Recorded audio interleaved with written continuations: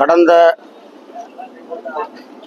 ஒரு மாதத்திற்கு முன்பு மஞ்சக்கொள்ளை கிராமத்தில் விடுதலை சிறுத்தை கட்சியினுடைய கொடிக்கம்பத்தை அறுத்து எறிந்திருக்கிறார்கள். இதை கண்டித்து அன்றே போராட்டம் நடத்த வேண்டும் என்கிற அடிப்படையில் நாம் அறிவித்திருந்தோம்.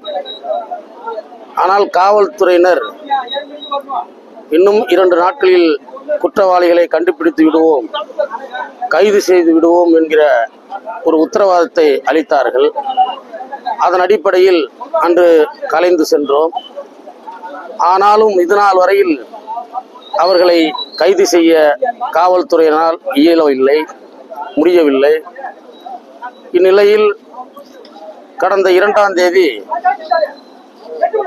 புவனகிரி அருகே உள்ள உடையூர் கிராமத்தைச் சேர்ந்த தாழ்த்தப்பட்ட வகுப்பைச் சார்ந்த இளைஞர்களுக்கும் மஞ்சக்கொள்ளை வன்னியர் சமூகத்தைச் சேர்ந்த இளைஞர்களுக்கும் அங்குள்ள ஒரு வாய்க்காலங்கரையில் ஒரு ஓடை பகுதியில் மது போதையில் 2 கிராம இளைஞர்களும் அடித்துக் கொள்ளுகிறார்கள்.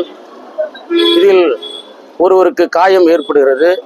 அதன் அடிப்படையில் உடையூர் கிராமத்தைச் சேர்ந்த தலித் இளைஞர்களை காவல்துறையினர் கைது செய்திருக்கிறார்கள். கைது செய்த பிறகும் பாட்டாளி மக்கள் கட்சியினுடைய வன்னியர் சங்கத்தினுடைய மாநில தலைவர் திரு பூத்தா அருள்மொழி அவர்கள் தாழ்த்தப்பட்ட வகுப்பை சார்ந்த இளைஞர்களை கைது செய்த பிறகும் கூட மஞ்சக்கொள்ளை கிராமத்தில் அங்குள்ள பெண்களையும் இளைஞர்களையும் முதியவர்களையும் திரட்டி போராட்டம் என்கிற அடிப்படையில் சாலை மறியல் செய்திருக்கிறார். சாலை மறியல் செய்து கொண்டிருக்கிற போது காவல்துறையின் முன்னிலையிலே மஞ்சக்கொள்ளை கிராமத்தை சார்ந்த வன்னிய வகுப்பை சார்ந்த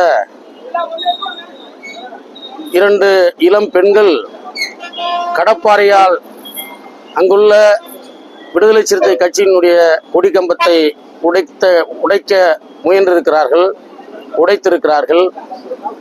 காவல்துறையினுடைய முன்னிலையிலே இது நடந்தேறியிருக்கிறது. ஆனாலும் இதுவரையில் ஊடகத்திலே செய்திகள் வந்த பிறகும் கூட, சமூக வலைதளங்களில் செய்திகள் வந்த பிறகும் கூட காவல்துறை இதுவரை கைது செய்ய முடியவில்லை, இயலவில்லை. ஏனென்றும் எங்களுக்கு விளங்கவில்லை. எனவே இந்த சம்பவத்தை கண்டித்து ஒரு மாபெரும் போராட்டத்தை நடத்த வேண்டும் என்கிற அடிப்படையில் திடீரென்று திட்டமிட்டு இன்னும் சிறிது நேரத்தில் இந்த போராட்டம் தொடங்க உள்ளது. காவல்துறையினுடைய அணுகுமுறையில் ஒரு சின்ன மாற்றம் ஏற்பட்டிருக்கிறது. நாங்கள் மறியல் செய்வதாக அறிவித்திருந்தோம். ஆனால் காவல்துறையினர் கேட்டுக்கொண்டது இணங்க தற்போது அது ஆர்ப்பாட்டமாக மாறி இருக்கிறது.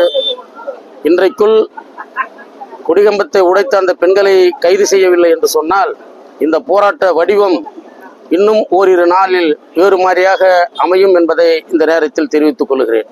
வ.க. செல்லப்பன், நாடாளுமன்ற தொகுதி செயலாளர்.